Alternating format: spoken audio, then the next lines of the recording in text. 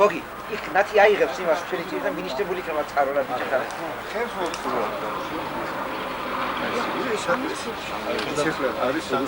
გოგი იყოს ასე მე ვაგებ პასუხს. მინიშნებულია რომ ტაძარი ამ დარგთანაა დაკავშირებული თვითონ სამყარო ნაგებობად. ამას კვლევა უნდა. და სტილისტური ნიშნებით გვიანდელ სტარს წარმოადგენს რიგის ქვისაგან ნაგები ძალიან ადრეული პერიოდისაა ომარი ბატონო, თანაც ბაზილიკურია თქობა. კლდის ქვა. ნაფლეთი ქვია. ფლეთილი ქვა. ისე ივანჯახში მაგას იძახის ქვატერი. ჭმა ხომწორია დედაწოდი. რომარ. ერთი ასეთი მინიშნება. ჩვენი ცნობ ალტარნი ვისტო. აი საკურთხევლის შვერილი აღმოსავლეთითაა. ტაძარს საითაა საკურთხევლის შვერილი. უჩაურად ამოშევებიათ აქედან არის. ისე არის. ისა გოგი, როგორმე ერთი ჩემი საყვარელი ძანიგო, აი ის ყვა და გოგის მიუტანი ახლა და თქვენ და აგერ მოიტანი. ბიჭებო, ნუ ერიდებით ერთმანეთს რა. ამხელა გზა გამოვიარეთ. არა, ომარის პუნქტარი, არა, აი, დადები არა. ხელ შეგეკავო. ომარი ბატონო, ის საკურთხევლის შვერილი, ცოტა უცნაურადაა თქვენი ჭერი, მე არ თქვენებოდ მიმართულება. აი მიმართულება, იმიტომ ეს ჩრდილოეთი მხარი, აგერ არის ვახო, ძალიან კაცი. არა, აღმოსავლეთია. აღმოსავლეთია? ხარი ნაღდადად კარგად არის. ჯვარი და დისა, ბატონო, თქვენი ნაბი. ვიზრი აქვს, ბიჭებო, თქვენი წინა ჩამოაყალიბოთ, ვიზრი აქვს საკუთარ ნაგებობა პირველი სახის გაჩნდებოდა, მანამდე ადვირის შესაძლებელია. წინა ქრისტიანულ ხანის რამე მინიშნებელი? მინიშნებელი არის თვითონ ტოპონიმი. გახდა საკუთნებელია. ბორცის ჯვარი და ბორცის ჯვარი.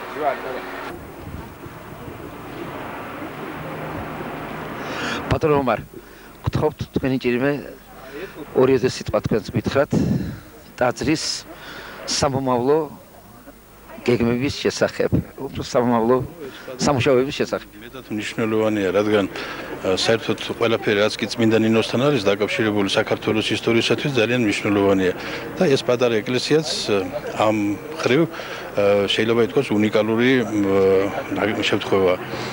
ეს ეკლესია მოცულობით ძალიან პატარა, მაგრამ აღდგენისათვის აქ იმდენად რთული პროცესები იქნება გასათვალისწინებელი, რომ შეიძლება ზოგიერთ დიდ ნაგებობაშიც კი არ იყოს ამდენი რთული პრობლემები.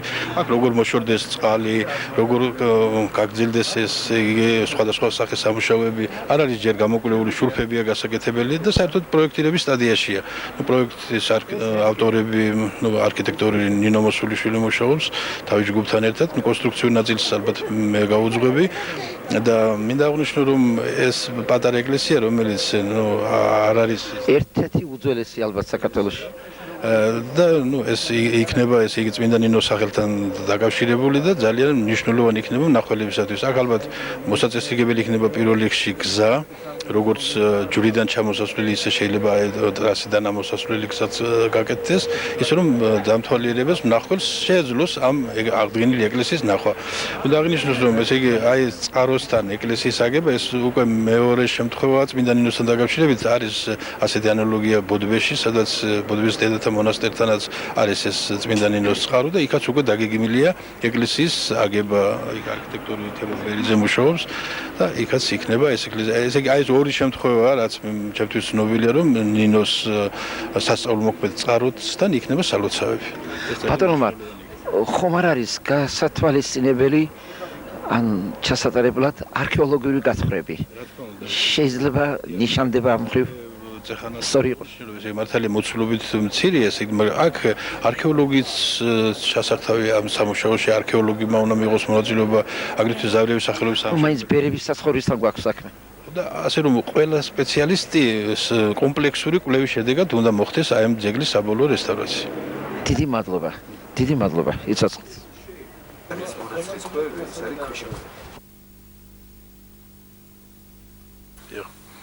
ალავერდის ტაძარი მეტად რთული ნაგებობაა. ამიტომ რესტავრატორების წინაშე დაისახა მრავალი პრობლემა, როგორც არქიტექტურის თვალსაზრისით, ისე საინჟინრო კვლევის თვალსაზრისით. პირველ რიგში საჭირო იყო ძეგლის საფუძვლიანად შესწავლა ინჟინრული თვალსაზრისით. აქ განვითარებული ბზარები თუ რა ხასიათის იყო.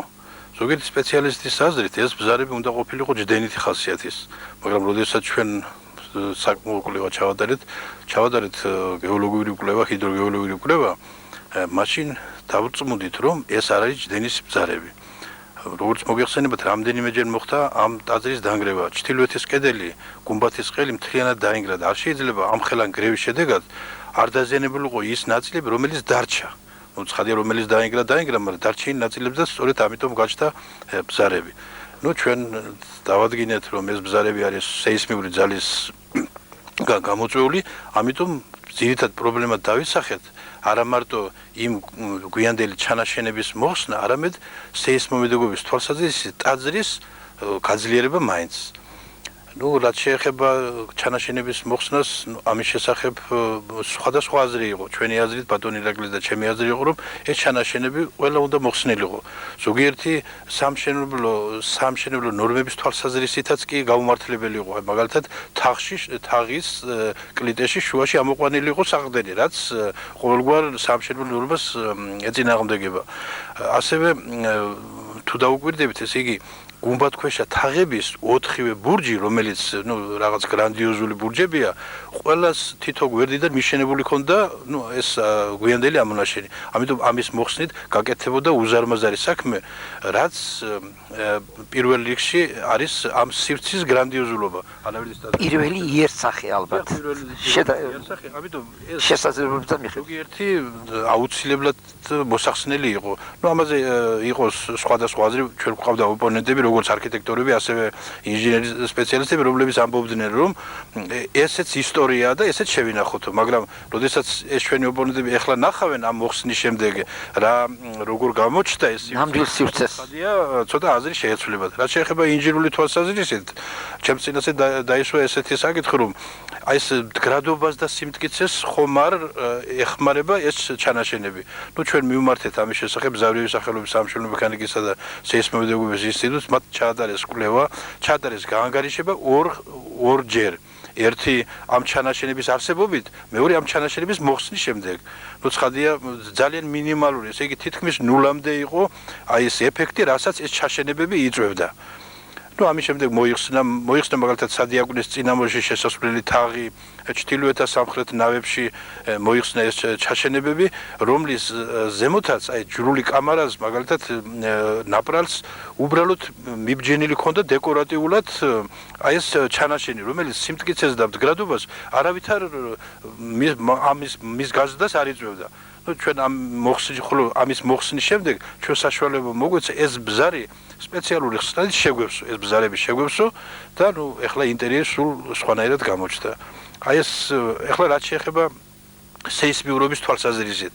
ეხლა სეისმიურობის თვალსაზრისით ჩვენ საბოლოოდ ალბათ ნაგებობას მთლიან მოცულობით სისტემას ვიანგარიშებთ, მაგრამ აი ესეთი ღონისძიებები, რადიკალურად, ეხლა დასასახი ღონისძიებები, რომ ყველგან რკინაბეტონის სარტყელი გაკეთდეს, არ არის ამის საშუალება, მაგრამ სადაც კი საშუალება იქნება, ეს აუცილებლად გათვალისწინებული უნდა იქნას. ჩვენ რა გავაკეთეთ პირველ რიგში, ჩრდილოეთის და სამხრეთის ნავების ქორედებში, ასევე სამკვეთლოსა და სადიაკვნეს ზემოთ.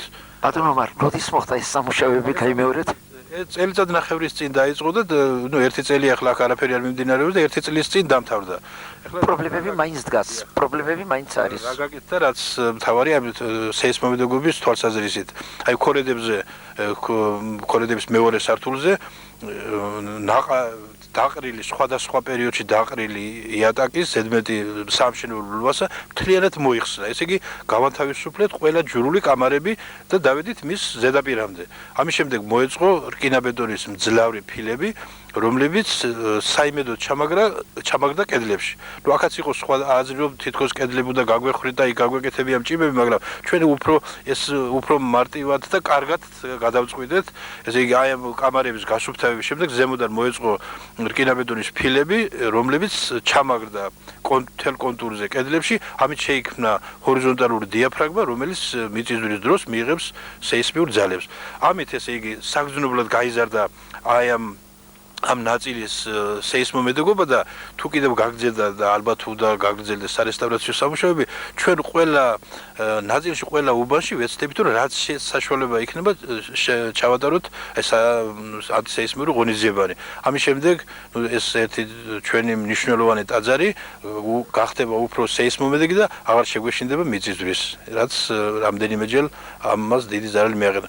და გარდა ამისა, მე მართალია ბატონო მერეგლიმაც მოგახსენათ, მაგრამ ძალიან გულსატკენია, რომ ფასადები, რომლებიც განსაკუთრებით აღმოსავლეთის და სამხრეთის ფასადი, რომელიც პირველი სახითაა შემორჩენილი, ამას თუ შემორჩენა ქვია, ესე იგი აღარ ეტყობა სვეტებს ლილვები, აუცილებელია ამ საქმის გაგრძელება. დავიწყეთ აღმოსავლეთის ფასადზე, თქვენ ნახავდით ალბათ, აღმოსავლეთის ფასადზე დაწყებულია ეს ბაზები გაკეთდა რაღაცა, მაგრამ შეჩერებულია და რა ვიცი, ჩვენი დიდი თხოვნა იქნება, ვისაც კი ამის საშუალება აქვს, რომ მოეხმაროს ამ ალავერდის საბოლოო სახემდე მიყვანას. ვეჯინის კომპლექსი მეტად რთული კომპლექსია და ასევე მოიცავს მშენებლობის დიდ პერიოდს. აქ ხდება ნაგებობები მე-8 საუკუნიდან მოყოლებული მე-14 საუკუნემდე. ნაგებობები ძალიან რთულ მდგომარეობაშია. ბატონო მერეგლი მოგახსენათ, რომ უკვე ზოგიერთზე ჩატარდა სარესტავრაციო სამუშაოები, მაგრამ ეს მაინც ეპიზოდურ ხასიათს ატარებდა და ეხლა გლობალურად არის მისახედი. მე მხოლოდ ერთი ყველაზე მტკივნეული საკითხი მინდა დავაყენო, რომ აი ეს კოშკი, რომელიც ძალიან მნიშვნელოვანია ისტორიისათვის, დაღუპვის პირზეა. აქ თითქმის საყდენი ნახევარზე მეტი გამოცლილია და ვერავინ ვერ იტყვის იმას, ვერც ერთი სპეციალისტი, თუ როდის გადაინგრევა ეს კოშკი. პროექტი შედგენილია და თუ იქ პროექტში რაღაც კიდევ დასასრულებელი იქნება, ამას ჩვენ გავაკეთებთ და არ არის არც დიდ დანახარჯებთან დაკავშირებით. აქ არის მხოლოდ მუშახელი საჭირო და რაიონის დიდი მონდომა. კოსის ღვთაების კომპლექსში სამი ძირითადი ნაგებობაა. თვით ტაძარი, ღვთაების ტაძარი, სამრეკლო და ეპისკოპოსის სასახლე. ღვთაების ტაძარი შედარებით კარგ მდგომარეობაშია ახლა, მაგრამ მაინც არის პრობლემები, რომლის მოგვარებაც აუცილებელია.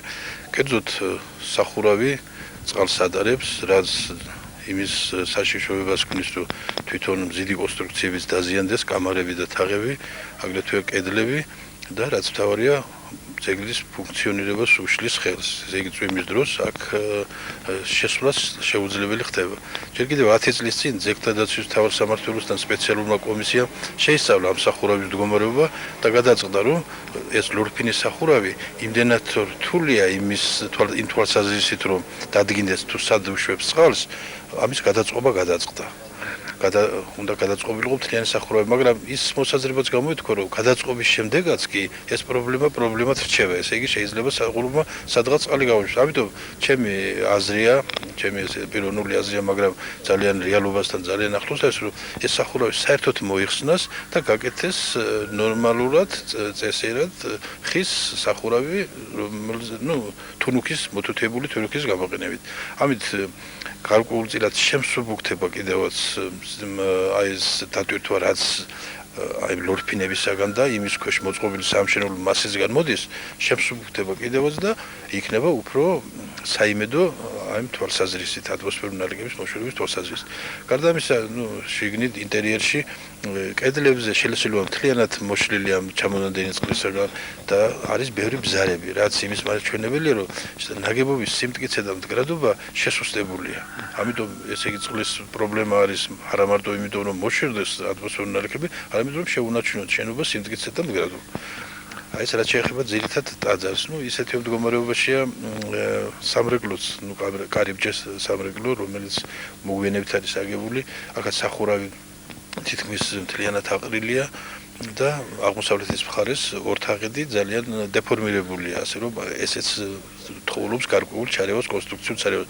ხოლო რაც შეეხება სასახლეს, რომელიც ერთ-ერთი მნიშვნელოვანი ნაგებობა ამ დროის ამ ეპოქისა, მე-10 საუკუნის არის ეს სასახლე, თითქმის კედლების მესამედიღაა დარჩენილი. ეს იყო ორსართულიანი ნაგებობა, თავისი აივნებით და დღეისათვის მხოლოდ კედლების ნაწილია შემორჩენილი. აუცილებლად მიმაჩნია ამ სასახლის აღდგენა იმ ფორმით, როგორც იგი თავიდან იყო.